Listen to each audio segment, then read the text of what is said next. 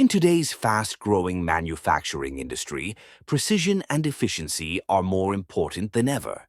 That's why the CNC machine has become an essential tool in modern workshops and factories. CNC stands for Computer Numerical Control. It is a machine that operates using computerized commands to perform cutting, drilling, shaping, and engraving tasks with high accuracy. Unlike manual machines, CNC machines follow pre-programmed instructions. This allows them to produce complex designs with consistent quality and minimal human error.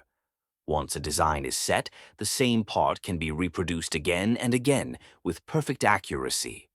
CNC machines are widely used in woodworking, metal fabrication, aluminum cutting, plastic machining, PCB production, and sign making. They are suitable for both small custom jobs and large-scale industrial production.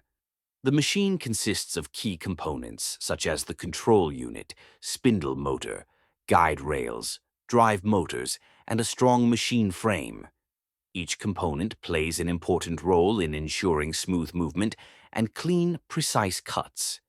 To operate a CNC machine, CAD software is used to create the design.